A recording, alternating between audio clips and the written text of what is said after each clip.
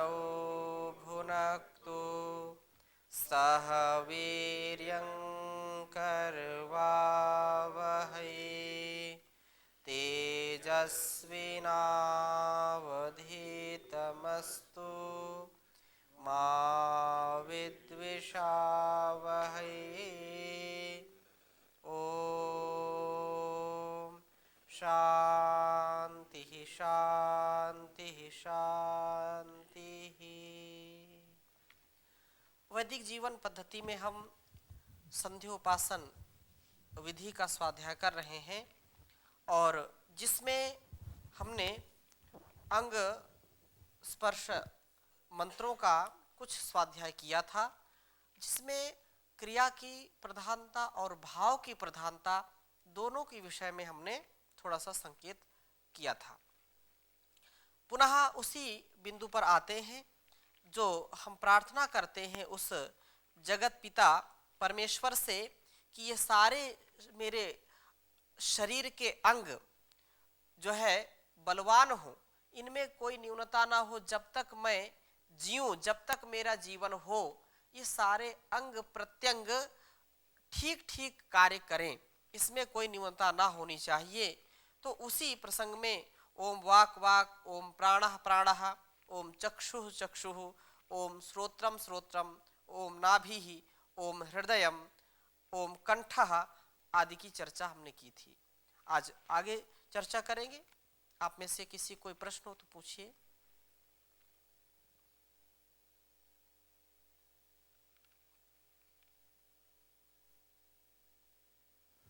ओम स्वामी जी। जी अधिकांश ये देखा गया है कई लोगों के साथ में, जब कभी प्रवास पर होते हैं, इधर उधर होते हैं, जी तो लोग बैठ कर के कहीं भी गाड़ी में या किसी स्थान पर जहाँ रुक गए हैं वहाँ कोई जल की व्यवस्था नहीं, कोई आसन की व्यवस्था नहीं, वो अपना बैठ कर के संध्या पाठ शुरू करते हैं। तो ये क्या उचित है? ठीक है?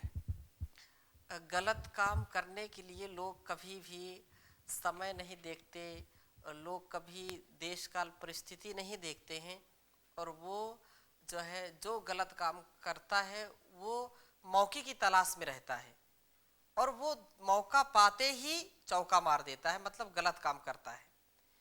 तो ऐसे जो नियम में बंधे हैं, जो सत्य व्रत में बंधे हैं, जो अपने संकल्प से बंधे हैं, वहाँ यदि उनको समय का अभाव है या कहीं यात्रा में है, सफर में है, जैसा चाहिए अनुकूलता वो नहीं है, तो भी प्रतिकूलता में भी यदि व्यक्ति करता है तो बहुत अच्छी बात है। इसको कभी भी निषेध नहीं करना चाहिए। हाँ, कुछ लोग जो केवल बनावटी दिखावटी काम करते हैं वो उचित नहीं है, और जो सच्ची निष्ठा से कहीं पर भी यदि उनको विलंब हो गया है और इस समय हो गया कि संध्या का समय है, इस समय थोड़ा सा मौन बैठ करके मंत्रोच्चारण करके या जिस देश काल परिस्थिति में उनको अनुकूलता है वो करें, वो अति उत्तम है। उससे हमारा स्वभाव बिगड़ता नहीं है, वो स्वभाव वो व्रत सदा आगे बढ़ता रहता है, ये अच्छी बात है। ऐसे लोग आपको मिल जाएंगे, प्लेन में मिल जाएंगे, ट्रेन में मिल जाएंगे, या लंबे सफर में बसों में मिल जाएंगे, कहीं यात्रा कर रहे हैं तो जंगल में बैठ सकते हैं। तो ऐसा उचित है, अनुचित नहीं है, इसका हमको आदर करना चाहिए। ठीक है स्वामी जी जी ओम स्वामी जी। जी। जैसे अनुकूलता होने पर भी अगर भाव की प्रधानता रखे और क्रिया ना करे तो चलेगा, सिर्फ मंत्र बोलने पर? यदि कोई ऐसी परिस्थिति है कि क्रिया नहीं हो रही है, भाव यदि है, ऐसा भी होता है तो करना चाहिए, लेकिन सर्वथा क्रिया को रोक देना, जैसा ऋषियों ने विधान किया है उस विधान को बंद कर देना, ये भी कदाचित उचित नहीं है। क्रिया भी हो और भाव हो, भावपूर्ण ढंग से क्रिया करें तो और अधिक लाभ मिलेगा। जो भी क्रियाएं सुनिश्चित की हैं उनको कभी भी हमको रोकना नहीं चाहिए। अपवाद में कहीं पर जल नहीं है या कहीं पर कोई ऐसी व्यवस्था नहीं है जैसा आपने प्रश्न किया है, तो वो आपातकाले मर्यादा नास्ति, तो वहां पर कोई बाध्यता नहीं कि नहीं आप इसको करो ही करो, वो नहीं है तो कोई बात नहीं, लेकिन सर्वथा क्रिया को गौण ही मान लेना और उसको छोड़ देना ये उचित नहीं है। क्रिया के साथ भाव हो और भावपूर्ण ढंग से क्रिया हो, दोनों एक दूसरे के पूरक हैं। जी आगे चलें।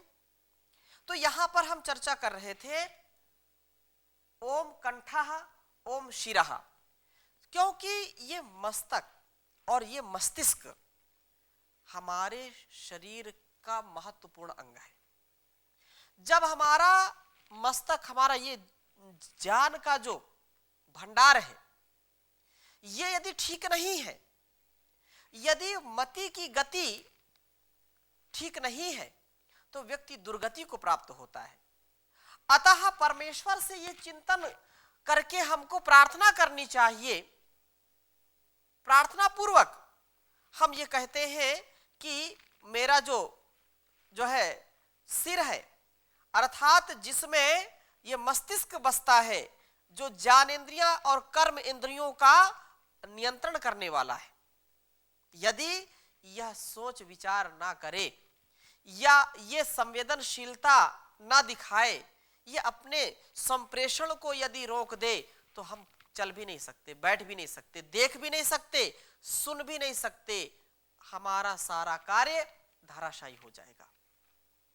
अतः ये प्रार्थना की गई है कि मेरा ये सिर हमेशा बलवान हो, ये कभी भी जो है निर्बल ना हो, इसमें सोचने समझने की शक्ति बनी रहे, कभी भी बिगड़े नहीं, नहीं तो व्यक्ति कोमा में चला जाए। सब कुछ ठीक है, सारे अंग बलिष्ठ हैं, लेकिन दिमाग काम नहीं कर रहा है। और लोग बोलते हैं मेरा जो है मूड ऑफ हो गया,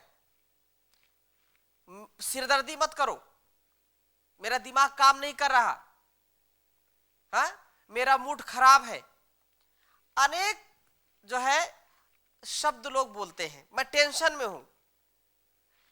इन सारी चीजों से मैं दूर रहूं, ऐसी कामना की गई है, ऐसी प्रार्थना इसमें की गई है कि मेरा मस्तिष्क बिल्कुल ठीक रहे, उसमें यह शक्ति बरकरार रहे, बलवान रहे। और बाद में क्या कहा, ओम बाहुभ्याम यशोबलम, अर्थात दोनों बाहुओं में, दोनों बाजुओं में जो है मैं शक्ति को अर्जित कर सकूं, इन दोनों बाहुओं से मैं यश और बल को प्राप्त कर सकूं, ऐसा सामर्थ्य दीजिए। क्योंकि बाहु में जो है, मेरे बाहुओं में, मेरे बाजुओं में शक्ति हो, मेरे यदि बाहुओं में, मेरे बाजुओं में यदि शक्ति नहीं होगी, तो मैं श्रेष्ठ और ज्येष्ठ कर्म नहीं कर सकता।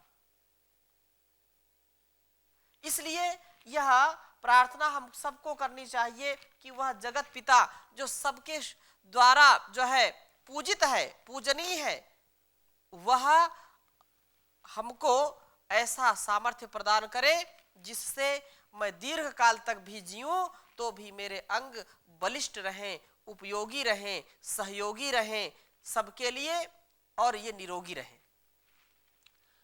आगे क्या कहा, ओम करतल कर पृष्ठे, यह जो है हथेली और उसके ऊपरी भाग में यश और बल होवे, उसके ऊपरी और जो है पृष्ठ भाग में बल प्राप्त हो, यह कभी भी निर्बल ना हो। तो यहाँ पर ये हमारे शरीर में जितनी प्रमुख इंद्रियां हैं उनके लिए यहाँ पर प्रार्थना की गई, उनके अवयवों के लिए प्रार्थना की गई ईश्वर से कि वो स्वस्थ हो और बलवान हो, शक्तिशाली हो। ये प्रार्थना बार बार सुबह और शाम हमारे अंदर से उठनी चाहिए, तभी हमारे अंगों का विकास होगा और ये जो है निर्विकार रहेंगे। तो हे सर्वरक्षक सर्व अंतर्यामीन परमेश्वर, आपकी कृपा से मेरे समस्त इंद्रियां अर्थात वाणी, प्राण, चक्षु, कान, नाभि, हृदय, कंठ, सिर, बाहु, करतल और करपृष्ठ सर्वदा शक्ति संपन्न तथा निरोग रहें और पाप कर्म से दूर होकर के शुभ कर्मों में प्रवृत्त होकर के कीर्ति वाली होवें। यदि अकीर्ति है तो ये पाप है, ये अपयश है तो ये पाप है, ये मृत्यु है। इससे मैं सदा सर्वदा बचता रहूं। तन मन वचन से होवे हम शुद्ध कर्मचारी, दुष्कर्म से बचें ये इंद्रियां हमारी। वाणी विशुद्ध होवे प्रिय प्राण शक्तिशाली, हो हमारी आंखें शुभ दिव्य ज्योति वाली। ये कान जान भूषित नाभि महत सुखारी, हो हृदय दयामय निर्मल निर्धर्मधारी। भगवान तेरी गाथा गाये कंठ मेरा, सिर में सदा रहे गौरव अनंत तेरा। होवे ये हाथ मेरे यस ओज तेजधारी, मेरी हथेलियां होवे पवित्र प्यारी। तो ये सारी जो मनोकामना है, इससे क्या है कि हमारा जो जीवन है वो दिव्यता से भरे, दिव्यता से हम युक्त हो, सारे दुर्गुण दुर्व्यसनों से मुक्त हो। इसके लिए ये प्रार्थना सदा हमारे अंदर से होनी चाहिए। यदि व्यक्ति रोज प्रार्थना करता है और रोज संध्या उपासना करता है तो उसके अंदर के जो दुर्गुण है, दुर्व्यसन है, दुर्व्यवहार है या पूर्वकृत जो ऐसे कर्म हो गए उससे, जिससे वह एक पल के लिए भी सुख और आनंद की अनुभूति नहीं कर पाता है, तो वो धीरे धीरे कुसंस्कार जाते रहेंगे। अर्थात वह व्यक्ति सुनिश्चित रूप से अपने जीवन को धन्य बना लेगा और श्रेय पथ पर, ये प्रेय का जो मार्ग है ये निश्चित रूप से हमको श्रेय की ओर ले जाएगा, लेकिन जब ज्ञान पूर्वक हमारा व्यवहार होगा। श्रेय कब मिलेगा? जब हम इस संध्या उपासन का अनुष्ठान करेंगे, ईश्वर के भक्ति भजन से अपने को युक्त करेंगे, इस सांसारिक भोग वासनाओं से मुक्त करेंगे। ये हमको खींचते हैं अपनी ओर, और जब अपनी ओर खींचेंगे तो हमारी जो भी प्रार्थनाएं हमने की हैं शरीर के अंगों को स्वस्थ बनाने के लिए, वो हो नहीं पाएंगी, सिद्ध नहीं होगी वो। क्यों? क्योंकि यदि उदाहरण से समझें, कोई माताएं जो है भोजन बनाती, थोड़ी देर गैस जलाएं फिर बंद कर दें, फिर जलाएं फिर बंद कर दें, फिर जलाएं फिर बंद कर दें, अथवा जब चूल्हा जलाते हैं जला दें फिर पानी डाल दें, फिर जलाएं फिर पानी डाल दें, तो क्या भोजन पकेगा? क्या नहीं पक सकता। ऐसे ही हमारे जो संकल्प हैं, शुभ संकल्प से युक्त हो करके उनको सदा सर्वदा सर्वत्र याद रखें और वैसा ही उनके लिए पुरुषार्थ करें। ऐसा नहीं कि एक पल में संकल्प लिया दूसरे पल भूल गए, अभी संकल्प लिया कि झूठ नहीं बोलेंगे दूसरे पल झूठ बोल दिया, अभी संकल्प लिया नशा नहीं करेंगे दूसरे पल नशा किया, अभी बोला कि नहीं मैं कोई भी हिंसा का कार्य नहीं करूंगा और दूसरे पल कर दिया, आज नहीं किया कल कर दिया। तो ऐसी स्थिति में व्यक्ति कभी भी साधक नहीं बन सकता। हमको इस बात पर पूरा अमल करना चाहिए कि मैंने जो संकल्प लिया है उस संकल्प में विकल्प नहीं आ सकता। ऐसा जब करेंगे तो निश्चित रूप से व्यक्ति का जीवन सुदृढ़ बनेगा और वह अपने रोगों से, दोषों से बचेगा। अगली बात फिर इसी में आई है कि जब ईश्वर की अनुभूति करते हुए, उसका हम ध्यान करते हुए अपने अंगों को बलशाली बनाने का जो व्रत लिया है या संकल्प लिया है, तो उसके बाद फिर ईश्वर प्रार्थना पूर्वक मार्जन मंत्र, ये भी उसी के पूरक है और इसमें भी हमको ये समझना चाहिए। इसको भी एक बार लिखते हैं।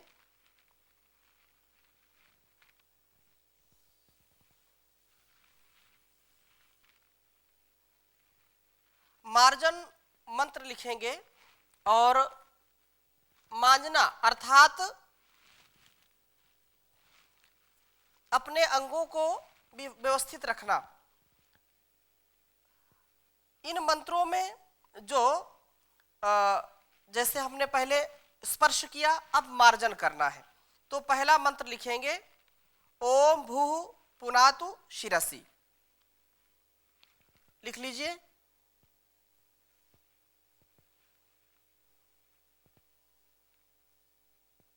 ओम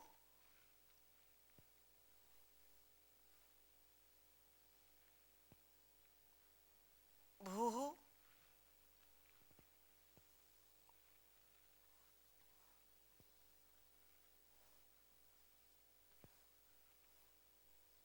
पुनातु शिरसि।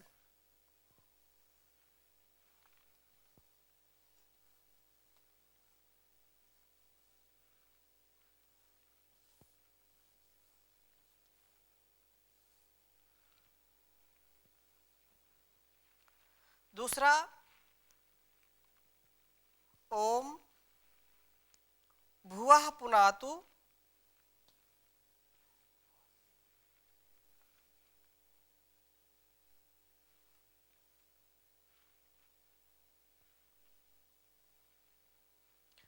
पुनातु सभी में आएगा, तो आप इसको लिख सकते हैं।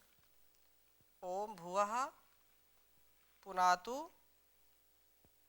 नेत्रयोः।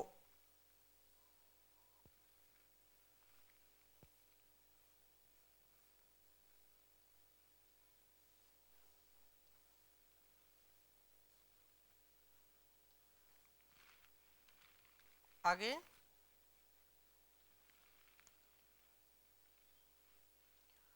ओम स्वः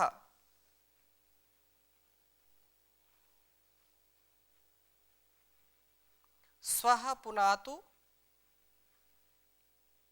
कंठे।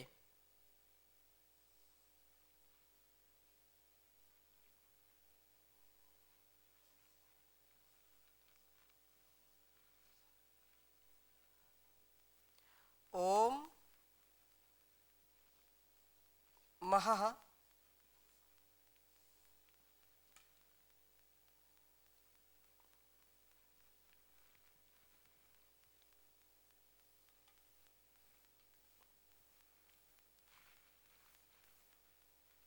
ओम महः पुनातु हृदये।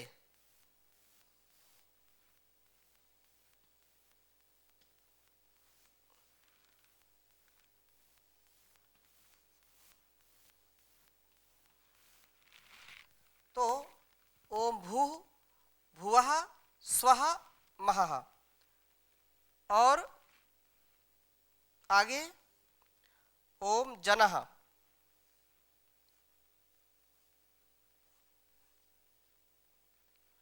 जनः पुनातु नाभ्याम।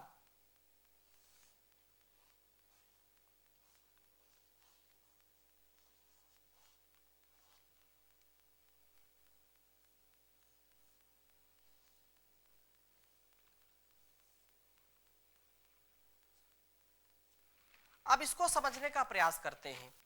कहा कि ओम भूः पुनातु शिरसि।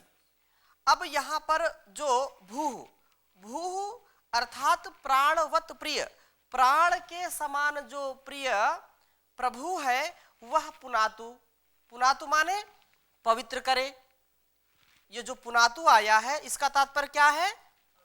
वह पवित्र करे। ओम ईश्वर का मुख्य नाम ही है। इसके बाद भुवः भुवः अर्थात जो प्राण से भी प्रिय है, प्राण प्रिय, प्राणवत प्रिय प्रभु। पुनातु शुद्धि करे, पुण्य पवने जो पवित्रता का और शुचिता का आधान करता है। पुनातु शिरसि अर्थात सिर में वह हमारे पवित्रता प्रदान करे। भुवः ओम भुवः पुनातु नेत्रयोः। वह परमपिता परमेश्वर हमारे नेत्रों में, भुवः पुनातु नेत्रयोः, दोनों नेत्रों में, क्योंकि निश्चित रूप से यदि दुखों को दूर करने वाला, भुवः माने दुखों को दूर करने वाला, वह ईश्वर हमारे दोनों नेत्रों में पवित्रता लाए, शुद्धता लाए, ताकि हम भद्र देखें। हमारे जीवन से जो दुख है, जो कष्ट है, या जो दर्शनीय नहीं है, उन नेत्रों से हम न देखें उन दर्शनीय चीजों को। जो दर्शनीय है, हमारे लिए जो कल्याणकारी है, ऐसे ही दृश्यों को देखें। मेरी दृष्टि यदि ऐसे शुभ गुण कर्म स्वभाव वाले पदार्थों को देखती है तो वह कभी भी रोग को प्राप्त नहीं होगी, कभी भी विकारों को प्राप्त नहीं होगी। ऐसा जो है यहाँ पर भाव होना चाहिए। तथा जो स्वः ओम स्वः पुनातु कंठे, वह जो सुख स्वरूप है, सुख स्वरूप परमात्मा पुनातु शुद्धि करे, पवित्र करे कंठ को। कंठ में वह पवित्रता लाए। मैं कभी भी कठोर वचन ना बोलूं, कभी भी चुगली ना करूं, कभी भी दूसरे का दोष ना बोलूं, कभी भी जो बातें करने योग्य नहीं है उन बातों को मैं कभी ना करूं। अपने वाणी से, अपने कंठ से मैं ऐसे ही मीठे वचन का प्रयोग करूं जिससे लोक में लोगों को सुख और शांति की अनुभूति हो। कभी भी किसी को मैं कष्ट ना दूं वाणी से, कभी भी जो है किसी के हृदय में मैं कष्ट ना पहुंचाऊं। तो ऐसी वाणी से मुझको युक्त करे। मेरा कंठ ईश्वर की स्तुति, प्रार्थना, उपासना में सदा सर्वदा लगे रहे। और ओम महः, महः का तात्पर्य क्या है? जो सबसे महान है, जो सबसे महान है, इस जहान का जो निर्माण करने वाला है, इंसान का जो निर्माण करने वाला है, वह महान परमेश्वर क्या करे? मेरे हृदय में भी पवित्रता लाए, मेरे हृदय को क्या करे? शुद्ध करे। महा सबसे महान है, महनीय है, जो सबसे पूजनीय है, ऐसा परमपिता परमेश्वर मेरे हृदय में क्या करे? शुद्धि करे। पुनातु, वह पवित्रता लाए, हृदय मेरा पवित्र हो, सारे रोग और दोषों से बचे। अगली बात कही, ओम जनः पुनातु नाभ्याम, वह जो परमात्मा है, जनः जो सब जग का उत्पन्न करने वाला है, सब जग का उत्पत्ति करता है, वह परमात्मा सबका उत्पादक पुनातु पवित्र करे। क्या? नाभि में। नाभि क्योंकि मूल है मेरे आरोग्य का, वो नाभि मेरी सदा आरोग्यता से युक्त रहे, ऐसा यहाँ पर हम प्रार्थना करते हैं। और अगली बात लिख लीजिए, इस ओर मैं लिख देता हूं। ओम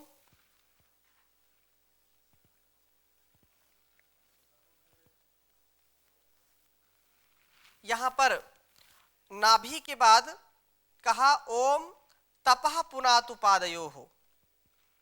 ओम तपः पुनातु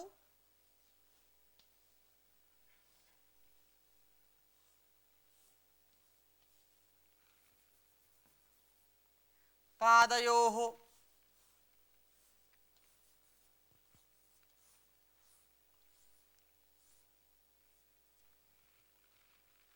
और ओम सत्यम पुनातु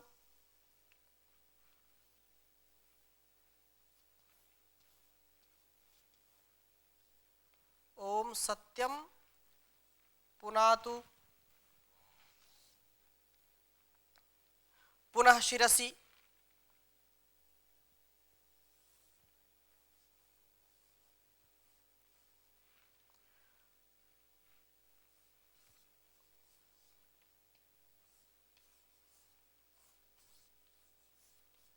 पुनः शिरसि।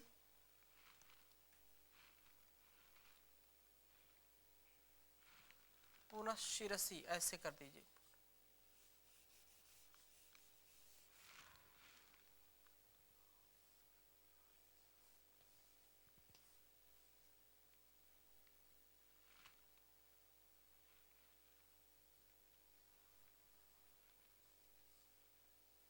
जी, पुनः शिरसि। ओम खम ब्रह्म पुनातु सर्वत्र। ओम खम ब्रह्म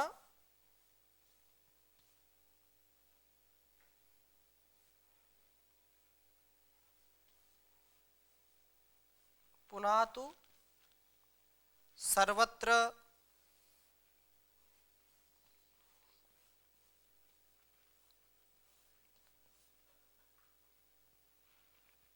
पुनः एक बार देख लीजिए। ओम तपः पुनातु पादयोः। ओम सत्यम पुनातु पुनः शिरसि। ओम खम ब्रह्म पुनातु सर्वत्र। अब यहाँ पर कहा कि जो तप अर्थात तपः, वो जो तपस्वी है, जो परमात्मा ज्ञानमय है, वह परम पिता प्रभु पुनातु पवित्र करे, शुद्धि करे। कहाँ? पादयोः, पैरों में, अर्थात पैरों को शुद्ध करे, पैरों में चलने की सामर्थ्य दे। चलने का जो है वह सामर्थ्य जब प्रदान करेगा तो अच्छे अच्छे कार्यों में मैं संलग्न रहूंगा। ओम सत्यम पुनातु पुनः शिरसि। पुनः यहाँ पर पुनः शिरसि ऐसे हो गया। तो कहा कि वह परमपिता परमेश्वर जो सत्यम है, जो अविनाशी है, सत्य स्वरूप प्रभु शुद्धि करे मेरे पुनः शिर में, क्योंकि सिर विशेष है। और खम ब्रह्म पुनातु सर्वत्र। अंत में कहा कि खम ब्रह्म जो आकाश के समान सर्वव्यापक प्रभु है, वो पुनातु सर्वत्र, सारे अंग प्रत्यंगों में मेरे वह विशेष रूप से शक्ति का संचार करे। इसकी चर्चा मैं अगली कक्षा में और करूंगा। अभी यहीं पर विराम देते हैं। ओम शांति शांति शांति।